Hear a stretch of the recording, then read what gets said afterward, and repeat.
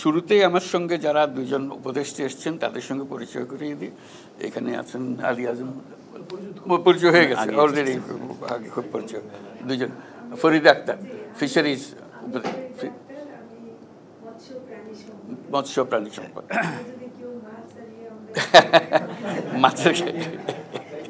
মাছের কথা বলতে হলে অনেক সঙ্গে বলতে, এই যে মাছের ব্যবসায়ী এখানে আছে। যাক, ওই দুজনের সঙ্গে পরিচয় করিয়ে দিলাম। আর এমনিতে আমরা আমার সঙ্গে আপনাদের অনেকের সঙ্গে পরিচয় হয়ে গেছে অলরেডি। কারণ এই দেশের, বাংলাদেশের পরে যে দেশের সঙ্গে একেবারে ওতপ্রোতভাবে জড়িত সেটা হলো ইতালি। বহু বছর ধরে এদের সঙ্গে আমি কাজ করি। ইতালির উত্তর, দক্ষিণ, পূর্ব, পশ্চিম কোথাও কোনো জায়গা নাই যেখানে আমাকে নিয়ে যায়নি, যেখানে আমার কোনো কর্মসূচি নাই। এটা একটা হলো সব রাজনৈতিক দলের সঙ্গে আমার একটা সম্পর্ক হয়ে গেছিলো, যার কারণে একটা বহু ধরনের প্রস্তুতি এর মধ্যে হয়েছে রাজনৈতিকভাবে। এখানে যে 5 স্টার মুভমেন্ট হলো, এই 5 স্টার মুভমেন্ট যে জিতলো, তাদের প্রধান প্ল্যাটফর্মের মধ্যে একটা অংশ ছিল যে সমস্ত কথা আমি বলি, যে সমস্ত কথা এটা তাদের রাজনৈতিক দলের অংশ হিসেবে তারা গ্রহণ করেছিল। সেজন্য বহুবার তাদের সঙ্গে বৈঠক হয়েছে কীভাবে এগুলো ইমপ্লিমেন্ট করবে। অর্থাৎ এই দেশের রাজনীতি এবং বিশ্ববিদ্যালয়, ছাত্র সমাজ সবার সঙ্গে আমার যোগাযোগ। ওই যে একটা বোলোনি ইউনিভার্সিটির কথা দীর্ঘদিন ধরে ওদের সঙ্গে আছে, এবং বিভিন্ন বিশ্ববিদ্যালয়ে এরকম সেন্টার আছে, আমাকে যেতে হয়েছে, তাদের ছাত্রদের সঙ্গে যোগাযোগ হয়েছে, কর্মসূচি আছে। কাজে সেই সূত্রে এটার সঙ্গে আমার খুব গভীর একটা সম্পর্ক দাঁড়িয়ে গেছে। এইটাতে যখন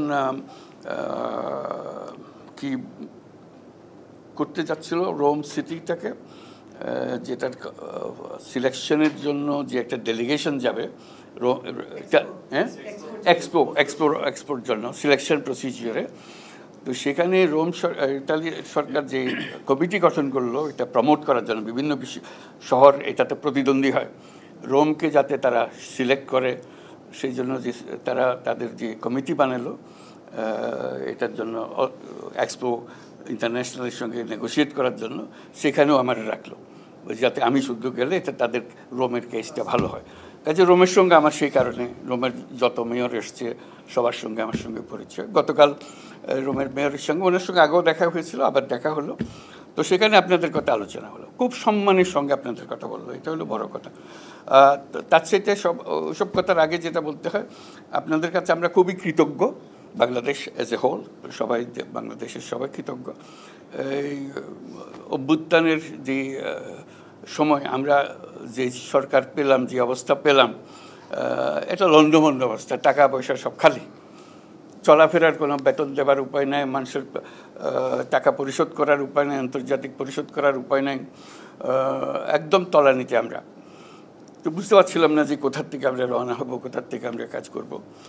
তো তখন আমাদের একটা আস্থা আসলো যে আপনাদের রেমিটেন্স, এই রেমিটেন্স না হলে এই সরকার টিকে থাকা বড় মুশকিল হতো, যে কীভাবে এই সরকার চালাবে কী করে, এই আন্তর্জাতিক যে লেনদেনের অবস্থা কাহিল হয়ে গেছিলো। এখন সেটার জন্য আপনাদের কাছে কৃতজ্ঞতা জানাচ্ছি, একদম জোরে একটা হাততালি দিই সবার জন্য। এটা একটা মস্ত বড় জিনিস, আপনারা ব্যবসা করছেন, আপনারা রোজগার করছেন, সে রোজগার বাংলাদেশে যাচ্ছে। কাজে এটা আমাদের একটা বড় স্বার্থ আছে, আপনাদের সাফল্য, আপনাদেরটার জন্য। তো কালকে যেটা আলাপ হলো মেয়রের সঙ্গে, প্রথম কথা হলো তিনি খুব শ্রদ্ধার সঙ্গে আপনাদেরকে দেখেন। অনেক সময় মনে হয় না তুচ্ছতা ছিল করে বাংলাদেশি কোথা থেকে এসেছি, মোটেই ছিল না। অত্যন্ত শ্রদ্ধার সঙ্গে বলেছে যে আপনারা খুব মূল্যবান, তার জন্য এই শহরের একটা মূল্যবান অংশ আপনারা যে কন্ট্রিবিউট করছেন, এবং আপনাদের কঠিন পরিশ্রমের মাধ্যমে রোম শহরের যে উন্নতি হচ্ছে সেটা বারে বারে উনি উল্লেখ করেছেন। এবং আপনাদের পরিশ্রম, আপনাদের মেধা, আপনাদের সৃজনশীলতা, এগুলোর খুব প্রশংসা করেছেন।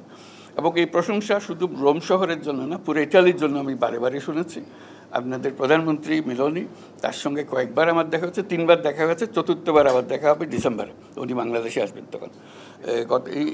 ইমিডিয়েট কয়েকদিন আগে দেখা হয়েছে, সেটা হলো নিউ ইয়র্কে, জাতিসংঘে 24শে সেপ্টেম্বর। জাতিসংঘে আমি দেখা হলো 24শে সেপ্টেম্বর তারিখও বলে দিন, সেখানেও আবার আলাপ হয়েছে, কয়েকবার আলাপ হয়ে গেছে, 3বার আলাপ হয়েছে, এবং সেখানেও একই কথা। তো আমি বিষয়টা তুলেছি, অনেক জিনিস আমার জানা আছে আপনাদের সমস্যা সম্বন্ধে, যেহেতু সবসময় আসি, সবসময় কথা হয়, কারো না কারোর সঙ্গে আলাপ হচ্ছে। তো এগুলো বললাম তাকে, ভিসার কথা বললাম, এই যে লোকটা বাইর করে দিচ্ছে সেগুলোর বললাম, যারা ভিসা দেওয়া হয়েছিল ভিসা বাদ রিনিউ করা হচ্ছে না সেগুলোর কথা বললাম। তো উনিও দুঃখের কথা বললাম, বলে আমরা খুব সম্মান করি বাংলাদেশি যারা আছেন, তারা ইটালির জন্য অত্যন্ত গুরুত্বপূর্ণ। এটা এমন না যে আমরা তাদের থেকে নিষ্কৃতি পেলে বাঁচি, ওটা আমাদের না, আমরা তাদের রাখতে চাই, এটা সম্বন্ধে পরিষ্কার যে আমরা তাদের রাখতে চাই, সম্মানের সঙ্গে রাখতে চাই। কিন্তু কতগুলো সমস্যা আছে, ভেজাল, এই বাংলাদেশ যেখানে যাচ্ছে ভেজালের একটা সৃষ্টি করছে, বলে এইটার থেকে আমরা বাঁচতে পারতেছি না, এটার থেকে নিষ্কৃতি বলে আমি বললাম যে আমরা দুই পক্ষ চেষ্টা করি, আমাদেরও কষ্ট হয়, যে তারাও কষ্ট পায়, আমরাও কষ্ট পাই, তারা ঠেকায় পড়ে এই সমস্যার মধ্যে পড়ে গেছে। এটা এমন না যে তারা আসলে দুষ্ট লোক, তারা ভালো লোক, কিন্তু পরিস্থিতির কারণে দুষ্টামি করে টিকতে হচ্ছে তাদেরকে। এটা দুষ্টামি করে যাতে টিকতে না হয় একটা পন্থা বাইর করতে হবে আমাদেরকে, সেও যেন সম্মানের সঙ্গে বাঁচে, আর তোমরাও যেন আইন কানুন মতো চলে, আমরাও শান্তিতে থাকি যে আইন কানুন মতো। তো সেখানে ইতিমধ্যে আলোচনা হয়েছিল আগে, সেই আলোচনার রেশ ধরে আমি বললাম যে এখন বলছি যে একজন যদি নিয়ে যাও, আমরা একজন নতুন আনবো, একজন ভেজাল লোক নিয়ে অদল বদল করে জিনিসটা পরিষ্কার হয়ে যাক, অর্থাৎ জিনিসটা পরিষ্কার, তাদেরও ইচ্ছা পরিষ্কার, আমরাও চাই যে পরিষ্কার। তো ওখানে একজনের পরিবর্তে একজন হবে না, একজনের পরিবর্তে দুজন হবে, এগুলো নিয়ে আমরা একটা আলাপ করছি যে কী করা যায়। এটা নিষ্কৃতি, এটার থেকে নিষ্কৃতি পেতে হবে, এটার উপায় নেই আন্তর্জাতিক আইন অনুসারে, এবং বিশেষ করে ইউরোপিয়ান ইউনিয়নের সদস্য হিসেবে তাদেরকে এটা করতে হয়। যে আমাদের লোক তো আসতেছে, নানা জায়গাতে আসছে, এই যে নানাভাবে আসে, তাদের সঙ্গে আমার আলাপ হয়েছে, এই জাহাজ থেকে সদ্য নামার লোকের সঙ্গে বৈঠক হয়েছে, মেয়রকে শুদ্ধ নিয়ে আলাপ হয়েছে, কী করবে এখন, এটা এসে গেছে। তো মেয়র বললো যে ঠিক আছে, এসে যখন গেছে আমাদের দায়িত্ব হলো তাদের গ্রহণ করা, তাদের এখানে সেটেল করা। তো তাদের অ্যাটিচিউড দেখলাম যে এরকম না, এখনই জাহাজে ওঠো ফেরত যাও, ওরকম বলে না, ওরকম বলে না তাদের। এটি হলো ভালো লাগে যে এরা সম্মান করে, মানবিকতা আছে। তো আমি বললাম যে দেখো, এটা এখন তো এখানে আসলো, বলতে এরা এখানে থাকবে না তো। আমি বলছি কেন, বলে তাদের ডেস্টিনেশন হলো অন্যদিকে, আর উত্তরে যাবে, উত্তরে যেতে যেতে কদ্দূর যাবে সেটা তারা জানে, কিন্তু এখানে বেশি দিন থাকে না। তবে দেখলাম যে ওখানে থেকে থেকে যেটা হয়েছে, এটাও পরিচয় করে দিল, সে ওখানে আমার জন্য আমন্ত্রণ করে রেখেছিল, কয়েকজন বাংলাদেশি ছিল সেখানে, ওদের সঙ্গে পরিচয়, বলে এটা আমাদের সিটি কাউন্সিলের সদস্যরা, এখানে যারা থেকে গেছে তারা এখন সিটি কাউন্সিলে আছে, বলে তারা এখন আমার মালিক, আমার হুকুম দিয়ে তারা।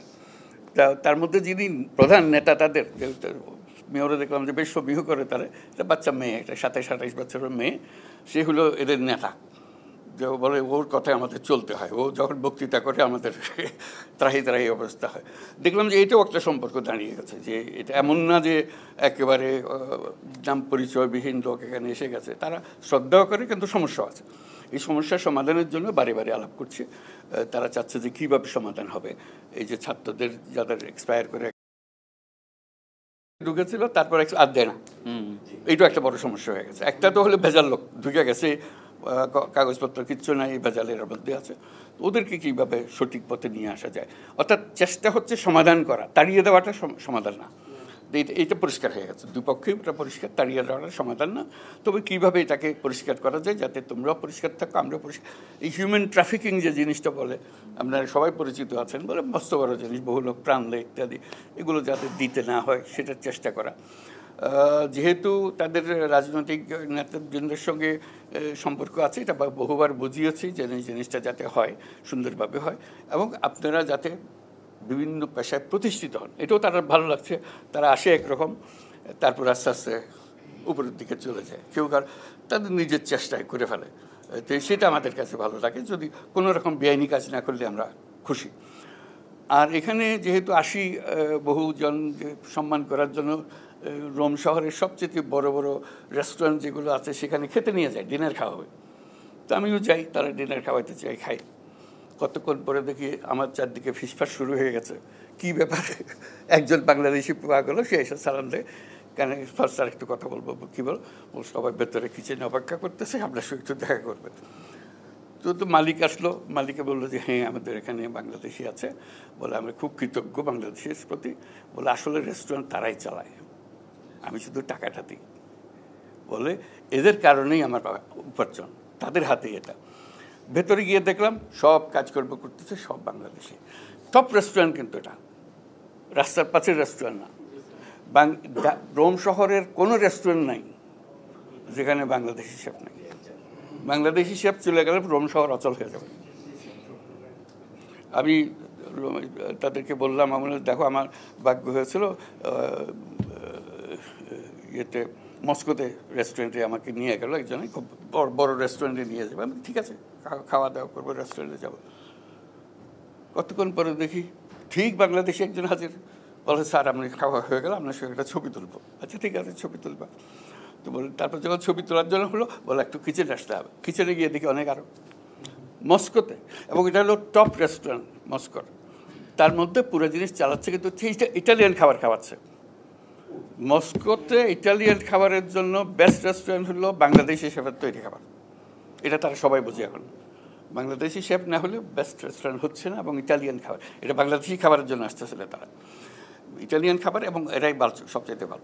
কাজে এইটুকু সম্মান নিয়ে এসছে। গতবার একবার যখন এসেছিলাম একটা সিনেমার দিকে পোস্টার দেখতেছিলাম, একটা বাংলাদেশি ছেলে তৈরি করেছে চারদিকে, হ্যাঁ কী নাম, বাংলা, নামটা হলো বাংলা, দেখেছেন কিনা জানি না। আমার সবাই বললো যে এটা তো দেখতে হবে। আমার হ্যাঁ আমিও দেখবো একটু, চলো। তো দেখার জন্য নিয়ে গেল, দেখা যে তার মা বাপ যত আছে সবাই আসলো, সেই ছেলেও আসলো যে করেছে আমার সঙ্গে দেখা করার জন্য। করে ওই ছবিটা সবাই মিলে দেখলাম।